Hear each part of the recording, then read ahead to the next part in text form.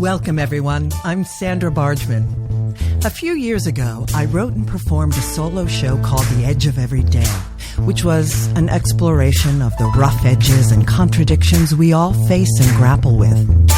The show hit a nerve, and the relevance of the topic would only grow over time more than I could have foreseen. So, here we are. Real talk with real people, sharing stories and perspectives that spark provocative invitations to leap out of what's safe, on the edge of every day. Thanks for listening. Hello, everyone. We are live in the hive.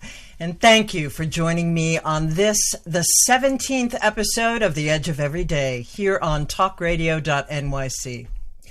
For those of you who are tuning in for the first time, and for those of you who don't know me yet, I encourage you to check out my bio on talkradio.nyc, or of course you can visit my website, sandrabargman.com, or tune in to any of my previous episodes. In a nutshell, this show is about celebrating triumphs, pushing boundaries, and exploring rough edges. Through conversations and shared stories with friends and colleagues, it's my hope that we can begin to understand our edges. And what I mean by edges is those places where we are fearful, those places where we're resistant to change, those places where paradoxes and contradictions live in our beliefs and our understandings, both about ourselves and about the world around us. Those places we don't want to look. Listen, we live in turbulent times, and we are coming to understand that life isn't black or white. It must be an embrace of both. And the more we recognize our own edges and get real about them, the more we can help others to do the same. And that, I fully believe, can help to change the world. So thanks again for tuning in. And without further ado, it's time to introduce our guest this evening. Joan Michelson, MBA, is an award-winning creative business and communications leader, journalist, public speaker, career transition coach, and creator, executive producer, and host of the podcast Electric Ladies, formerly known as Green Connections Radio.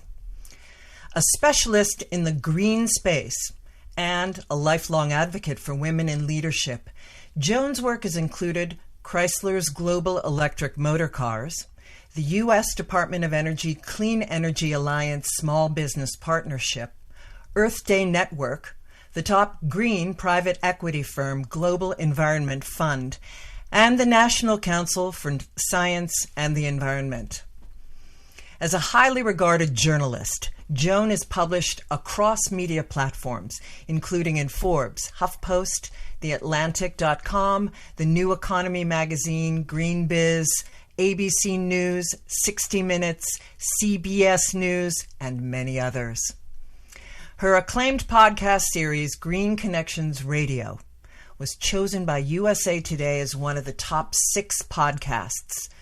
Joan interviews movers and shakers in business, government, journalism, academia, the arts, and nonprofits focused on innovations in energy and sustainability, mostly women, and has been nominated for the prestigious White House Champion of Change Award and the C3E Award, all in 2015. A dynamic public speaker, Joan has addressed many business, professional, green economy, and women's conferences and events nationwide. This month is Women's History Month, and tomorrow, March 8th, is International Women's Day. The theme of Women's History Month this year is providing healing, promoting hope. And I've chosen 4 women for my 4 Monday night conversations on the Edge of Every Day this month that do just that. Provide healing and promote hope. 4 women committed to the upliftment and advancement of other women. And I am thrilled to kick off all of that with Joan Michelson. Welcome, Joan. Thank you, Sandra. Thank you so much. I really appreciate it. It's wonderful to be here. I'm complimented to be on your show. So thank you. Well, I'm thrilled that you said yes. I'm thrilled to have you. I'm thrilled to share your work with our listeners, your incredible work, your unbelievable tendrils and accomplishments, and trying to fit that all into 1 hour radio show is quite a feat. We're going to see if we do it. So let's dive in. So to begin with, because it's Women's History Month, I've asked Joan to share. She's just published to Forbes Women, their online blog, an incredible article that celebrates the women making history today, the women of Ukraine. So if you can share a little bit about that article, we can give our thanks to these women, our gratitude, and we can light our candles in prayer. So share a little bit about that article and where people can find it. Well, I'm privileged to write for Forbes, and I write on women, particularly in the energy, sustainability, climate, corporate responsibility space. And full disclosure, my maternal grandparents were from Ukraine. They were born in Ukraine and came to the United States as small children, escaping the Russian pogroms in the early 1900s. And my paternal grandparents are from Latvia and Lithuania. So needless to say, I have a personal connection to the atrocities going on in Ukraine perpetrated by Russia right now. And at the same time, I can't help but notice that there are extraordinary women doing what you just described, providing healing and promoting hope. And they're doing it in really creative ways. And by the way, all the women that I interview on my show, and they're all women except a handful of men I interviewed in the beginning, are doing that too. And that's what I love about innovation. It's creating the kind of innovation that I talk about is positive innovation. It's making things better.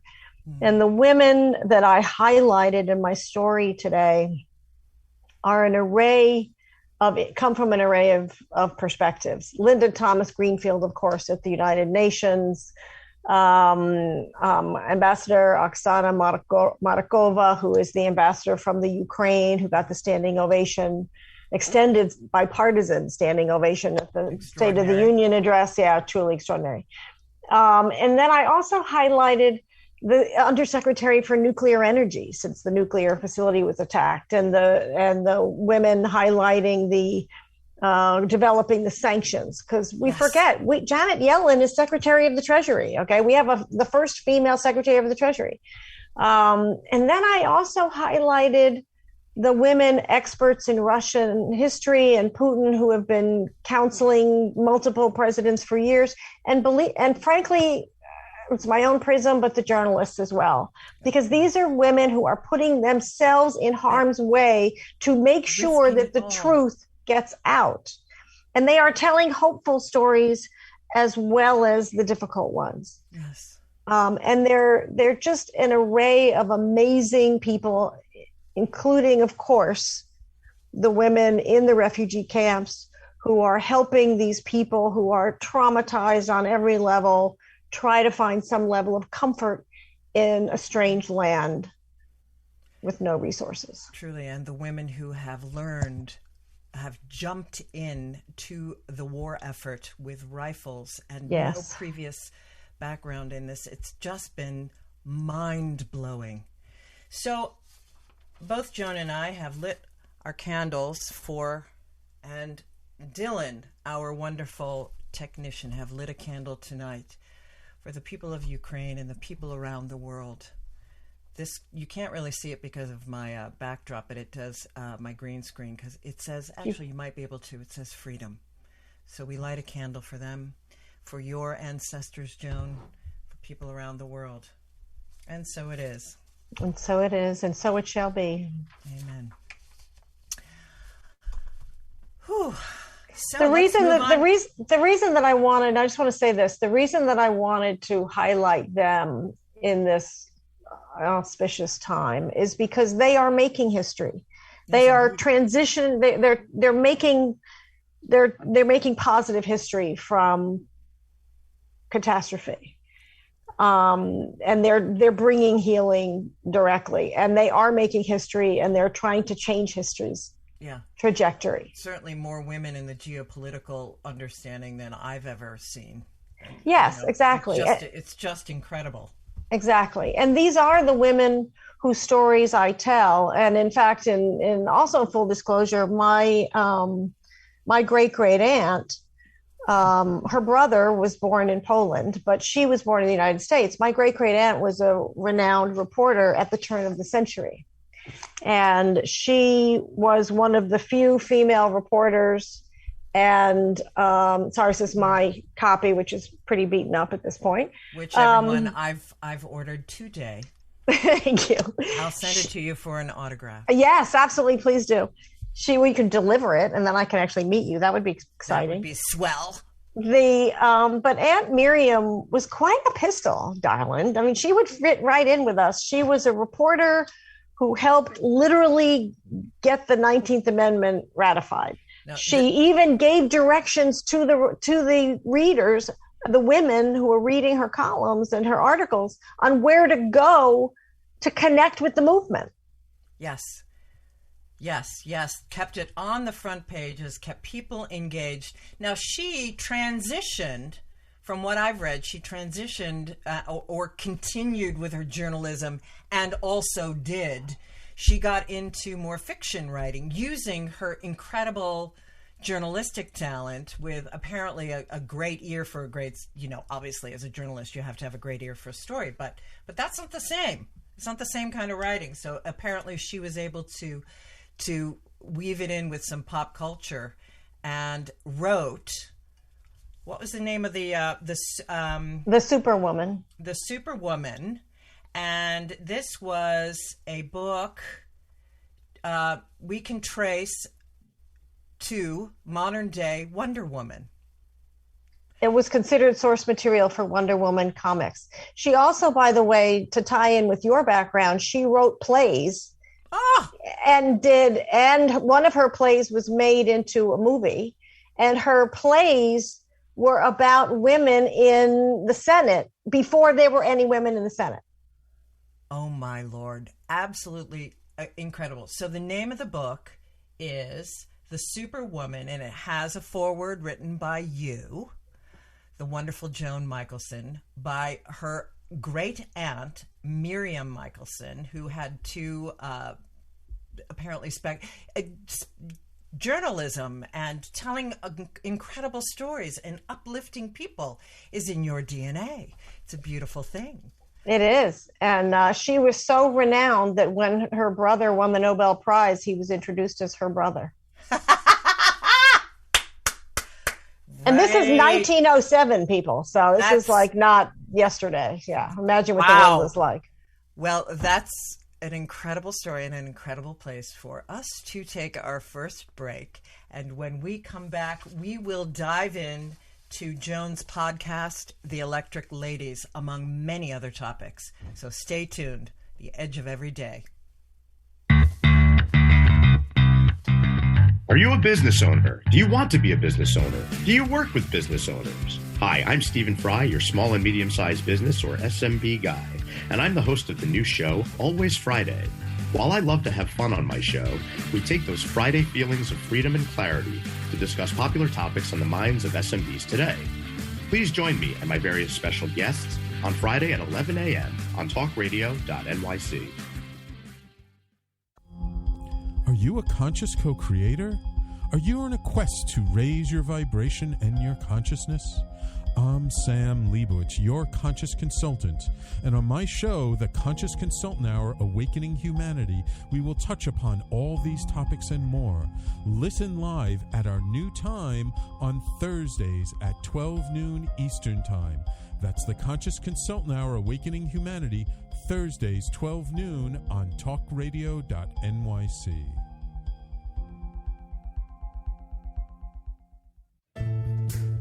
Are you on edge? Hey, we live in challenging, edgy times, so let's lean in. I'm Sandra Bargman, the host of The Edge of Every Day, which airs each Monday at 7 p.m. Eastern Time on talkradio.nyc. Tune in live with me and my friends and colleagues as we share stories and perspectives about pushing boundaries and exploring our rough edges. That's The Edge of Every Day on Mondays at 7 p.m. Eastern Time on talkradio.nyc. You're listening to Talk Radio NYC. Uplift, educate, empower.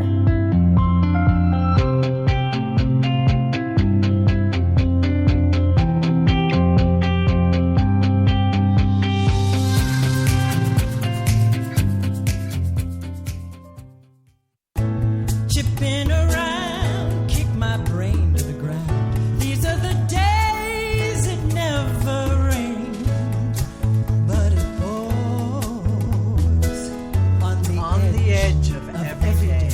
And we are back with Electric Lady Joan Michelson. So we have a lot to talk about. Your podcast, your journalism, how you've gotten into the climate movement, ESG economy. What is it and why does it matter? Edge walking, entrepreneurism, and innovation. So I have a quote that is going to set up you telling the story about the most recent interview you did for your podcast, which I got to hear about this morning. And in our pre-conversation, it's just mind-blowingly beautiful. So here's the quote.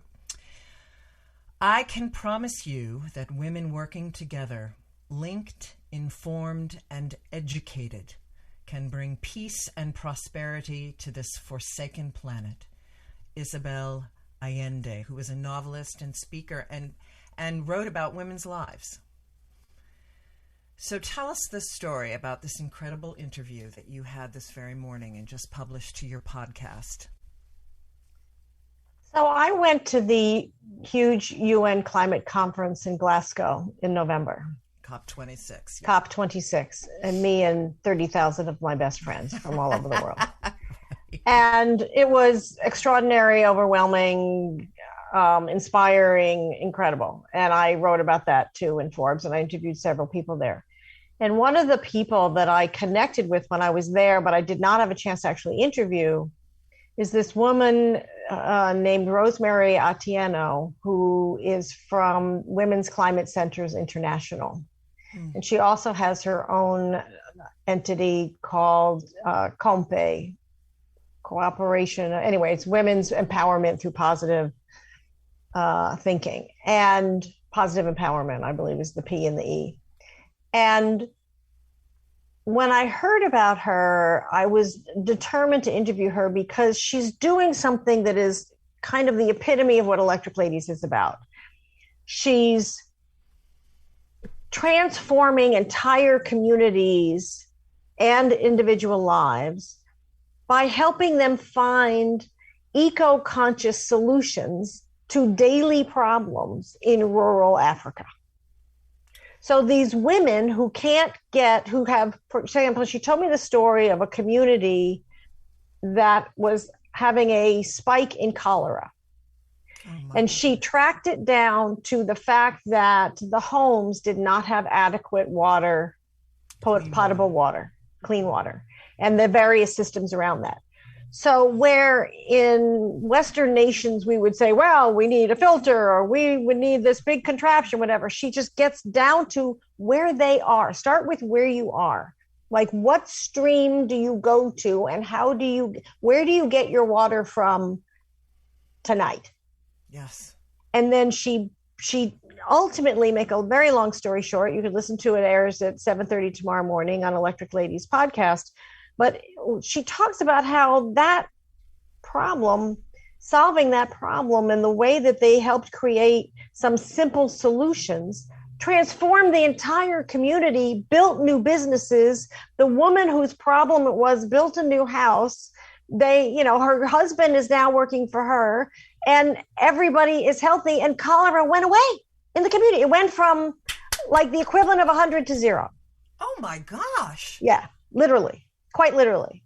And it's just amazing. And it all started with, and she's teaching them. So think about this, in the process, they're learning, and most of these people are illiterate. So they're becoming literate. They're learning to read and write. The basics. They're learning English. Exactly. They're learning English and Swahili. They're in Kenya, Tanzania, South Africa, Uganda.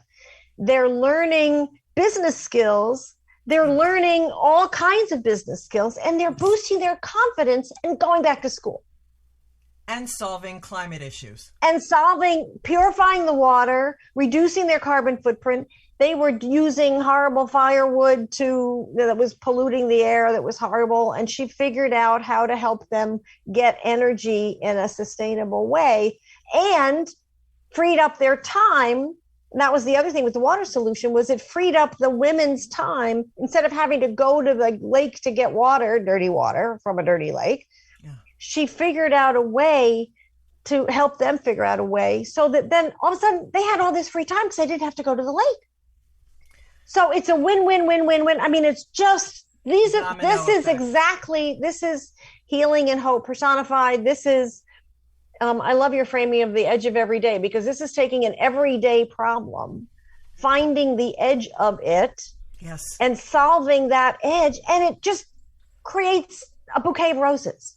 Indeed. Magical innovation that transforms entire lives and communities and economies, and saves the planet in the process. I mean, wow. Well, and I remember, I don't know which one of the many plethora of things I listened to, but that's something that you touched on over and over again, was that how am I paying attention to the problem where I am, which really hit home for me. You know, that your story right now and in these other places that I heard it hit home for me, particularly post-COVID, when we have really been thrown into how am I connecting to my in my face community, and what are the steps that I need to take to solve these issues. So, there's something I want to pull out here, which you and I didn't talk about before, but I'm going to do it now anyway. And that is the impact of COVID. And one of the things that I wrote about, and I ended up doing some speaking about as well, and some workshops, is, so many people on the planet were complaining about being lonely and spending too much time alone. Isolation, yeah. So I flipped it over and I talked about the gifts of solitude. Now, you and I are creative people, so that's our natural instinct, is to just go create. But what I did was I helped people think about getting to know who they are in their solitude, getting to read books they never read, or do things that they hadn't done before, and enjoy. I mean, people would say to me, I'm taking more walks outside now than I ever did, and it's gorgeous, and I never really appreciated it before. I'm one of the women I interviewed finished her PhD. She'd been trying to do for years. I know people who finished books and did all kinds of things and turned their in-person event into a hybrid, part in-person and online event. There are people who I had been invited in communities to go to events in person, but I couldn't go to because they were in California or whatever. I'm on the East Coast, or even Australia and Malaysia. Now I could be with them all the time because everybody's online. Yeah. And so it's finding that positive silver place. Lining. Yeah. And it sounds kind of trite, but it's more than that, because it's nurturing who you are and finding your voice on a different level that's, to me, is more profound, and self-discovery. Well, I think, some people thrived, and I think some other people went kicking and screaming and eventually got there, because that's the overall message of COVID, that there was no getting away from. I will be polished by this. I may not want to be. Some of us are going to dive in and use that time beautifully. Others of us are going to scream and yell, but eventually we too will be polished. I do believe that is, and it's certainly, I know in my circle, everyone has been called forward and been polished, and came to realize some things about themselves during this time that, having been forced to sit in it, that they've never known. Exactly. And, they couldn't just run to go to dinner, what they ate, what they, exercise, everything. And they distracted themselves with. They had to sit in it. Yeah. And you mentioned ESG. I wrote about this as well. I think the one of the most profound shifts from COVID and the convergence of COVID and climate and the reemergence of the social justice movements was this shift in companies and really everything, and now it's become a geopolitical strategy into this space of ESG. E is environment, S is social, G is governance. And governance is basically accountability, reporting, metrics, holding people accountable for enforcing. Yeah, exactly. And so what happened during COVID was what had been an interesting investment strategy that was kind of on the side, a little niche, became foundational. I did stories on the fact that ESG rated stocks outperformed the market during COVID and continue to. But it became necessary that companies and organizations had to focus on environment in terms of, hey, we now have clean air because nobody's driving and flying. Hey, we need to look at the environment of where we work. I mean, the workplace will never be the same, right? Oh, no. And obviously, nothing will ever be the same. No. And obviously social is diversity, but it's also how you treat everybody in your world. It's suppliers, customers, any kind of stakeholders, your community that you're in, as well as the making sure you have diversity on your board, et cetera. And so that was the other profound paradigm shift. That was it became a more caring, a more an economy more driven by people and planet than just by profit.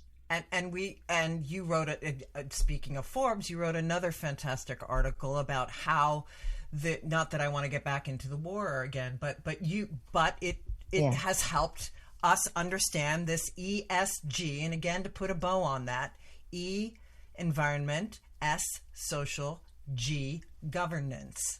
And our understanding, all of us, for those of us, this might be a new phrase for you, getting on board with how that economy shows up in the world and how that's really emerging. And Joan does exquisite work on that. We've got 2 more minutes left. So I just want to tie that up and to explain what you referred to. So what I wrote is that the strategy for dealing with the attack on Ukraine is really an ESG strategy, because it's the environment of where these people are, and it's the environment in terms of Europe is now transitioning to clean energy on the turn of a dime. They had it in process, and they are they've literally flipped switches. Okay. I'm sure. And I interviewed all of these people at COP26 that probably talked about it, but now they're there. That's right. And everything, and they're speeding up everything. I interviewed a woman from who's a co-president of the Club of Rome, which is all world leaders. It's amazing. And then you obviously have the social component and the accountability, the enforcement, the sanctions, the holding everyone accountable for their behavior. Yeah. It's really profound. It's changed everything. Indeed it has. Well, that's a perfect time for us to take our next break. So when we come back with Joan Michelson, we will get into how she went from her journalism and business work and had the fire lit to move into the green community, and how she then started this wonderful podcast, The Electric Ladies. When we come back with Joan Michelson on The Edge of Every Day, stay tuned. Howdy, I am Joseph Franklin McElroy, host of the new podcast, Gateway to the Smokies. It airs on talkradio.nyc every Tuesday night from 6 p.m. to 7. Every episode is dedicated to memorable experiences in the Great Smoky Mountains National Park and surrounding areas. This show features experts and locals who will expound upon the richness of culture, history, and adventure that awaits you in the Smokies. Tune in every Tuesday from 6 p.m. to 7 on talkradio.nyc. Are you passionate about the conversation around racism? Hi, I'm Reverend Dr. TLC, host of the Dismantle Racism Show, which airs every Thursday at 11 a.m. Eastern on talkradio.nyc. Join me and my amazing guests as we discuss ways to uncover, dismantle, and eradicate racism. That's Thursdays at 11 o'clock a.m. on talkradio.nyc. Are you a small business trying to navigate the COVID-19 related employment laws? Hello, I'm Eric Sauver, employment law, business law attorney, and host of the new radio show, Employment Law Today. On my show, we'll have guests to discuss the common employment law challenges business owners are facing during these trying times. Tune in on Tuesday evenings from 5 p.m. to 6 p.m. Eastern Time on talkradio.nyc. You're listening to Talk Radio NYC at www.talkradio.nyc. Now broadcasting 24 hours a day.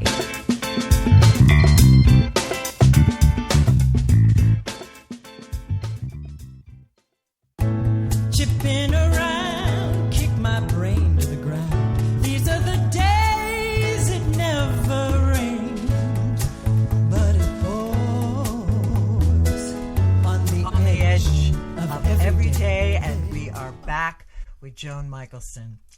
Okay, so you had, again, we need 3 hours to talk about all the wonderful things you've done.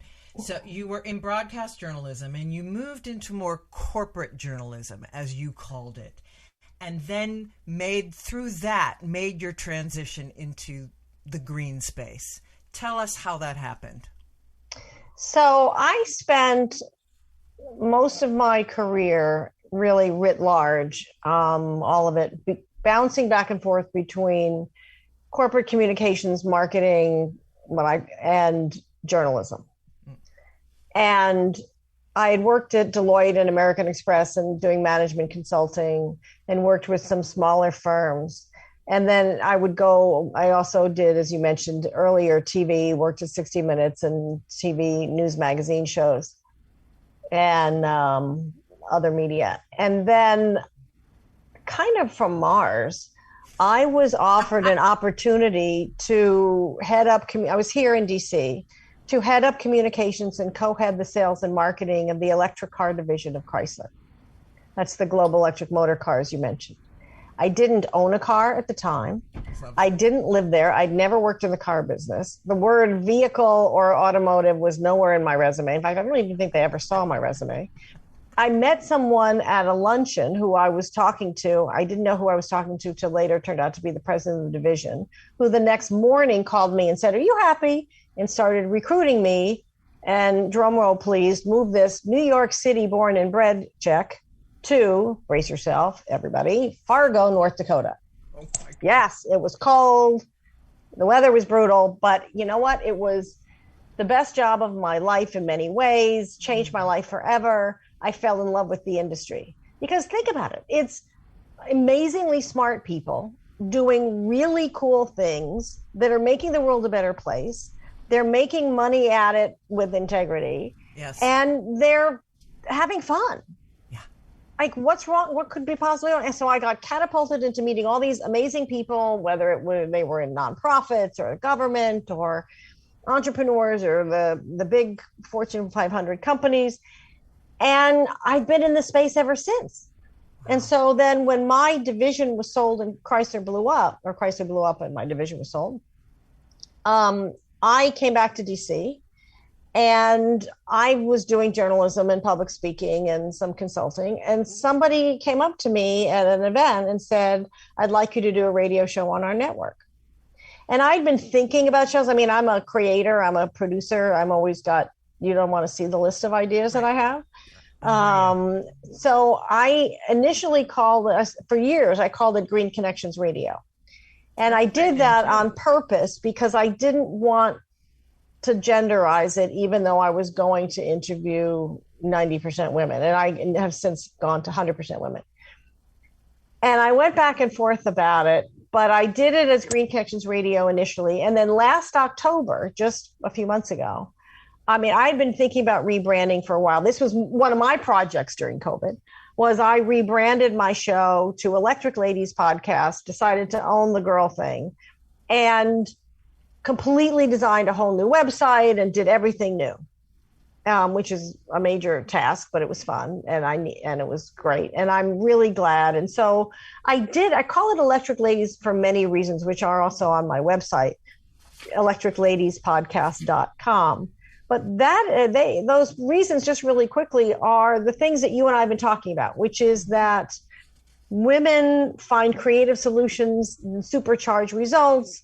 Obviously, we're covering electricity and energy, that electricity and energy are innovation tools that grow economies and create jobs and solve problems, making the world a better place. And so that's how I got into this space. And then by doing the journalism and the podcast, and I would get invited to speak, I get invited to write, I get invited to, gee, can you help me with X? I do a lot of writing on ESG. So companies come to me and say, we're doing this ESG thing, can you help? Yada, yada. And so it just evolved. And because I write a lot about careers, people come to me and say, you've written about blah, blah, blah. Can you help me? And it evolves. And so I love it because it's working with people who are all in this purpose-focused space. Yes. Of finding solutions that, to your theme, are providing healing and hope. Well, and it also, you and I spoke about the edge walking and the entrepreneurship and how all your thought process, all of the ways that you work, and all of the ways, it was instrumental. This quality that you have was instrumental at Chrysler. They bring in somebody that did you even know how to drive? Oh, I love to drive. I learned to drive in New York City, Sandra. Oh, okay. So I think you were mean on the streets. Yes, I just didn't own a car at the time, but I find that I think people who learn to drive in New York City should have a special driver's license. But there you have it. I agree. It's my bias. But anyway. But yes, this ability to live at the edge of the edge walk, as I call it, and of innovation, of connecting systems and understandings. Speak to us about that work within the Chrysler, within your podcast, and within the work that you're doing now. How are you an entrepreneur, and how are you an edge walker? Well, one of the things that I discovered is a gift that I have, and it took me a while to call it that. One of my clients calls it, we all have superpowers, right? Is I have an ability to connect dots that other people haven't seen connect, and to then develop and execute a strategy that connects them in a way that creates exponential results. So, for example, at Chrysler, I developed partnerships with organizations that initially my boss, who was the president of the division, completely thought I was nuts. He was like, what? How's this going? And when we did them, we ended up creating massive exponential results because it brought together it leveraged the multidimensionality of what everybody was bringing to the table. So I create these multi-dimensional partnerships. And we got parking spaces for electric vehicles in the front, like you have handicap spaces. We got legislation passed to allow these cars on the streets, which, believe it or not, they aren't everywhere. All these different things that ultimately helped grow our sales, yes. But they made things better for everybody and increased the adoption of electric vehicles, which reduces the carbon footprint and helps save the planet. Yes. Win-win-win.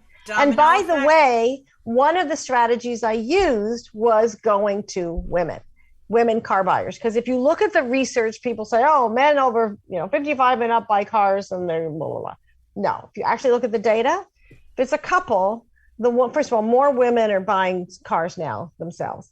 But if they look at the data, what happens is in a couple, the person who's doing the survey, or they get a survey and they'll say, I talk to the person who buys the car, they'll hand it to the husband. But what really happens is the wife says, here, honey, here's 5 cars I'll drive, pick one. Who's picking the car? more brilliant moves by women, knowing how to walk the edges brilliantly. Oh my God, I love that so much. Okay, so we have a comment here from Cassidy Jerzak. Oh. Jerzak. I hope I'm pronouncing that, Cassidy, properly. Hi, Joan. I was wondering what your most favorite job you've ever had. Oh, wow. Well, there's so many. I love what I do now, to be honest. I love working with people. But I can't imagine you, of all people, choosing one. Yeah, no, obviously working at 60 Minutes was extraordinary. Okay, let's just say that. Chrysler was really cool because I had the latitude and the internal support to really make things happen. And even though I was living in brutal, barbaric weather, I shouldn't use the word barbaric at the moment, but anyway, I used to joke that they should trade places with the polar bears.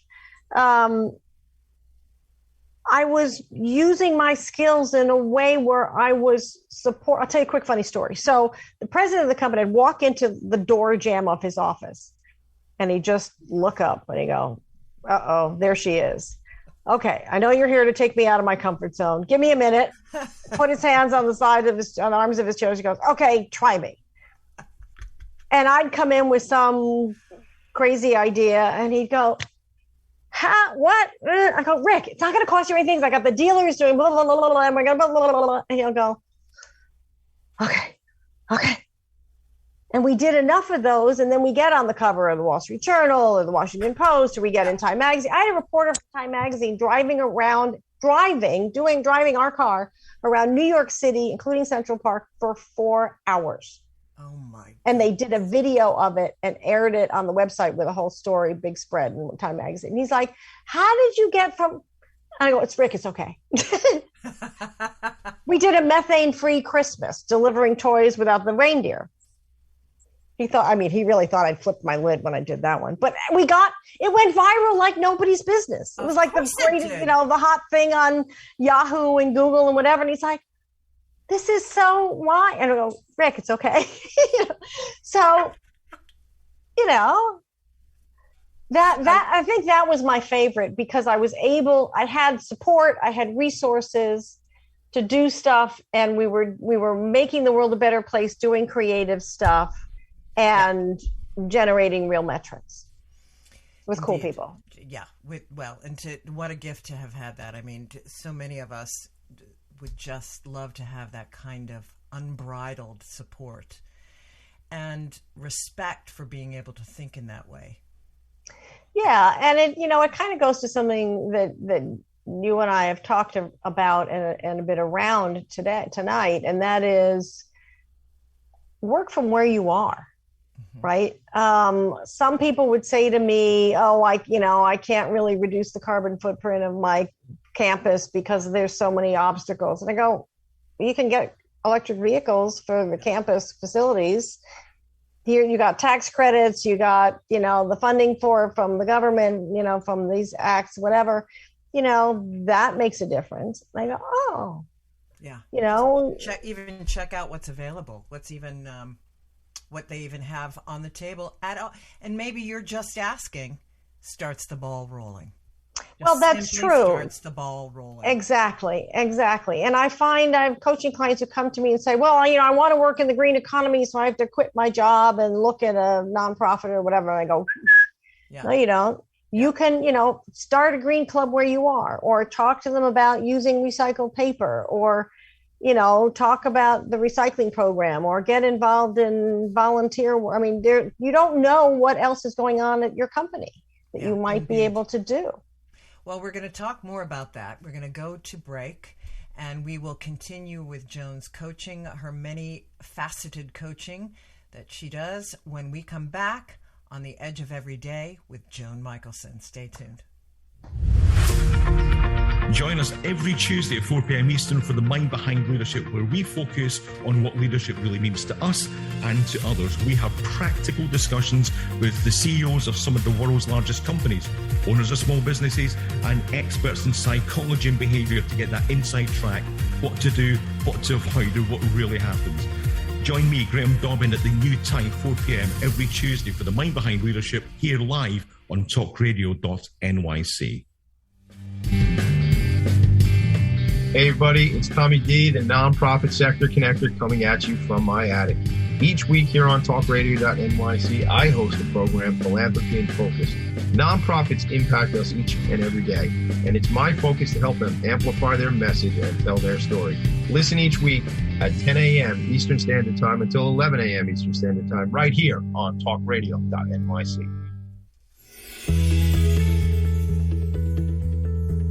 Calling all pet lovers. Pet Avengers, assemble! On the Professionals and Animal Lovers show, we believe the bond between animal lovers is incredibly strong. It mirrors that bond between pets and their owners. Through this program, we come together to learn, educate, and advocate. Join us live every Wednesday at 2 p.m. at talkradio.nyc. You're listening to Talk Radio NYC at www.talkradio.nyc. Now broadcasting 24 hours a day.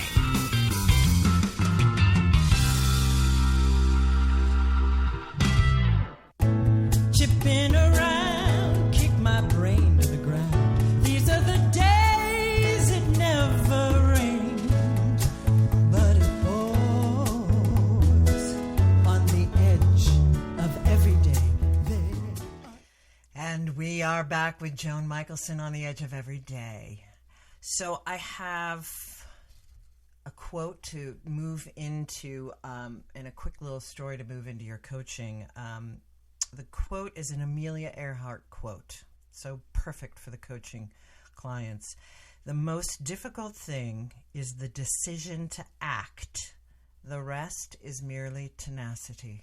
Mm. So true. So I heard, listening to the multitudinous number of things that I did in my research of you, I just loved how it goes on and on, people. It just goes on and on. I really loved how you worked with your coaching clients and the young people in your life and just sharing what advice you would give. For instance, when I was a dean of first-year students at the seminary through which I was ordained, I had students that would come to me and want to consider changing jobs because they wanted something that was more spiritual. And I would ask them, what is that? What does that mean? And, and of course it would get down to something that quite literally looked more spiritual, like potentially having moving into a position where you spoke a lot in front of a congregation, et cetera, maybe a massage job, whatever that might be, but it looked more stereotypical. And I said, but everything, you can have a spiritual, bring a spiritual depth and understanding to any job. And quite frankly, that's what these communities and systems need, is your depth and understanding and spiritual awakening within those systems. And it made me think of that story when I listened to you talk about overlaying this lens of, wait a second, you can go out, you can turn any place that you are. Well, I'll let you talk to it. I'll let you pick that up there because your coaching is transitional and it's also book. So you'll connect those two and tell us how you work with your clients. So what I do is I focus on obviously what's coming up for them at the moment that is causing them to reach out to a coach of any kind. Yeah. And what I do is I listen to that and I make a bazillion notes. I'm a copious note taker, obviously. And I write down keywords that they're using, or words that they're using that pop up for me. They might not be key to them, but they're illustrative or they resonate. Listening. Yeah. And then I have a process that I go through with my clients, but even in what I'll call a mini mentoring moment, I'll say, well, what parts of you do you want to give a voice to now?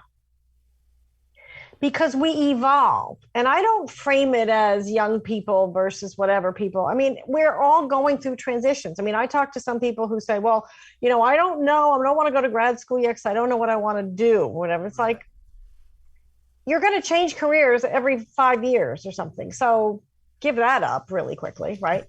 And in today's world. But especially in today's world.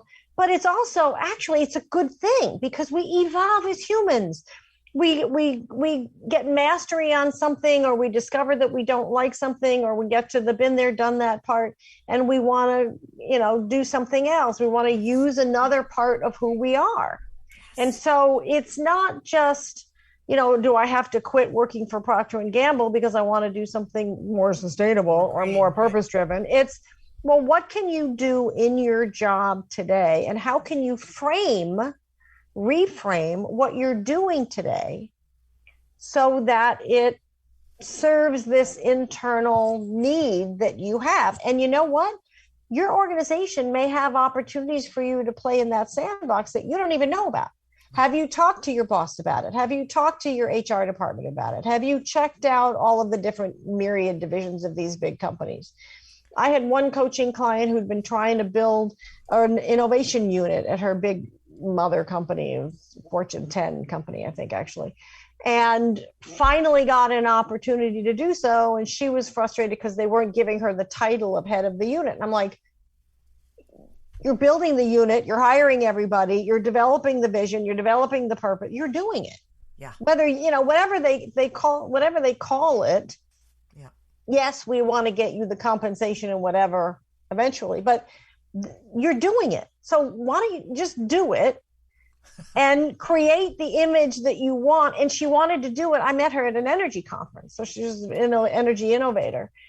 And so it's that kind of thing. It's like, look at what's in front of you and what the assets are, internal assets. And I'm not just talking about what kind of car you drive. I'm talking about what are your internal assets and what are the assets in your network? And what can you create? And one of the ways that I do help people build their brand in whatever this new way they want to express themselves is by writing and putting out content on the web. And that can be for free at LinkedIn or Medium, for example. A lot of people say, I want to do a podcast. And I'm like, you don't know how much work it is, so let's not talk about that. But sometimes I hear in their speaking or in their portfolio of work that they've created that there's a book. And so I've ended up helping people, I've become a book coach and helping people develop a book and write a book. I don't write it. I help them write it. That is at this intersection in the Venn diagram of your life, which is the message you really, really, really want to get across, which is a process to find that. Where your expertise and your credibility is today, and what the market is yearning for, where the market gap is, because we don't, we want to make money off this book. We want to use it. Do you want to use it to get more speaking gigs? Do you want to use it to get a new job? Do you want to use it to show the world that you are not just an expert in healthcare, you're also an expert in energy? I mean, what do you want to use it for, and where is the market for that? And then I help them connect with editors, agents, publishers, etc. I don't do really self-publishing. I mean, I do hybrid. I work with hybrid publishers because just to give your audience a little bit of a lesson on that, hybrid publishers in effect bring the best of both worlds. You pay them, but you don't pay them as much. And they're professional public. They come from HarperCollins, McGraw-Hill, Hachette, whatever. And they bring those professional packaging and marketing skills to and they edit the heck out of your book. So you got to be prepared for that. And you keep your own intellectual content. Yes. And you also keep 70% of the proceeds, but you are putting up, several $1,000s to for their expertise. It's not free. It's not getting an advance.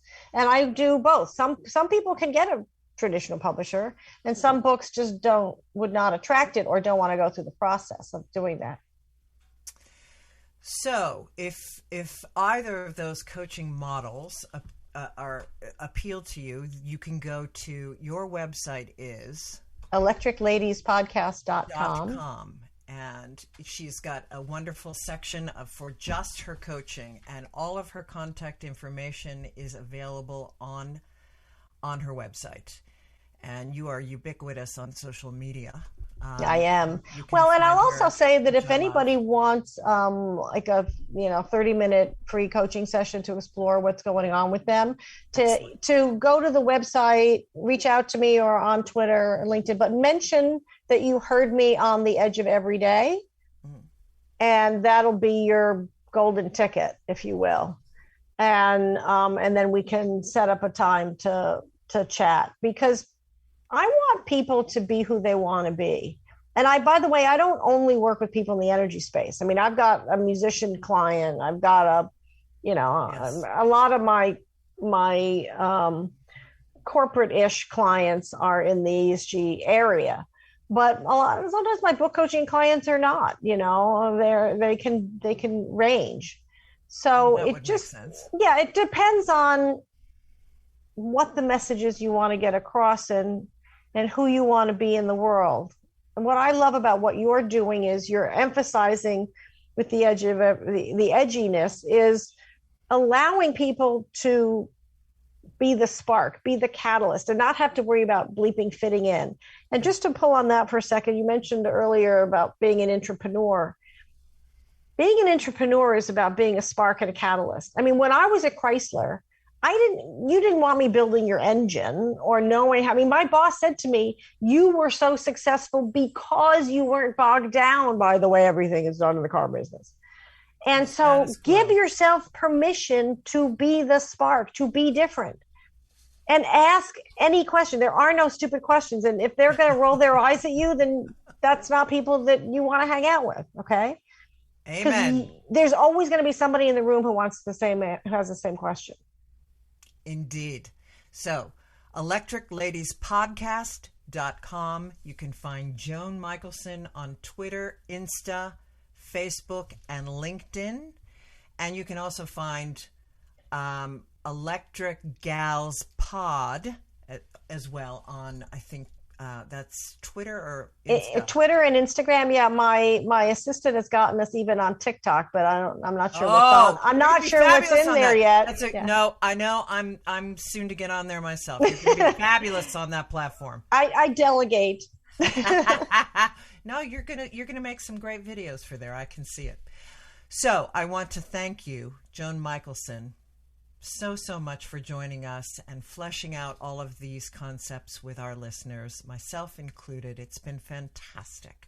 Well, thank you for the work that you do, and thank you for creating a space where people can celebrate their edginess and their creativity and their being who they are.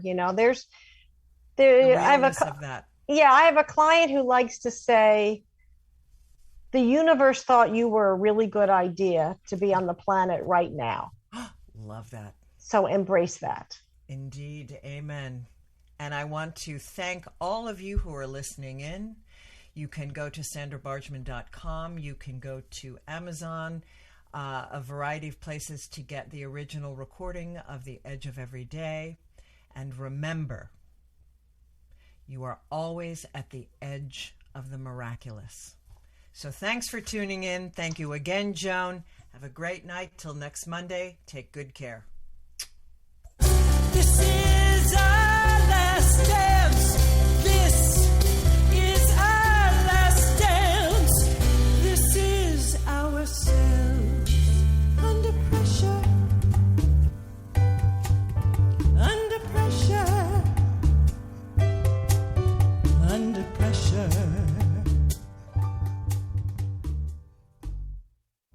You're listening to Talk Radio NYC. Uplift, educate, empower.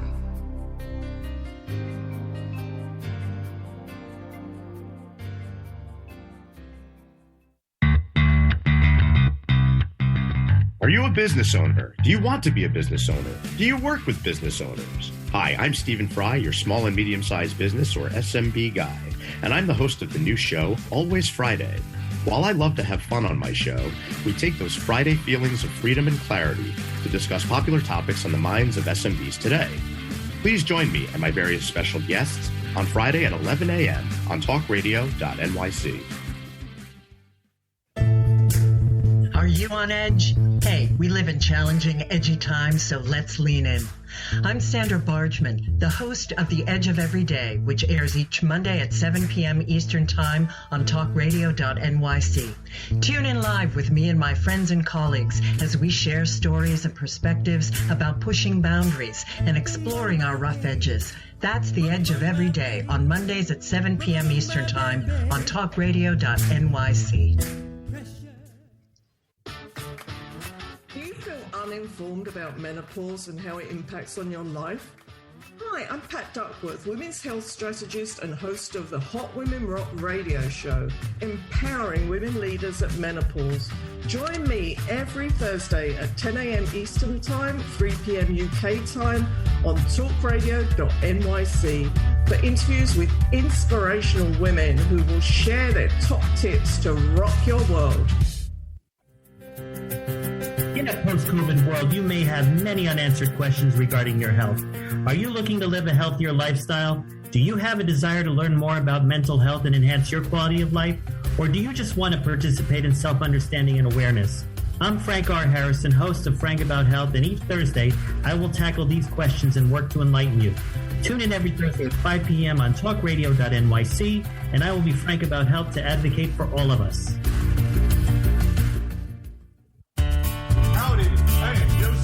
McElroy, host of the new podcast, Gateway to the Smokies. It airs on talkradio.nyc every Tuesday night from 6 p.m. to 7. Every episode is dedicated to memorable experiences in the Great Smoky Mountains National Park and surrounding areas. This show features experts and locals who will expound upon the richness of culture, history, and adventure that awaits you in the Smokies. Tune in every Tuesday from 6 p.m. to 7 on talkradio.nyc. You're listening to Talk Radio NYC. Uplift, educate, empower.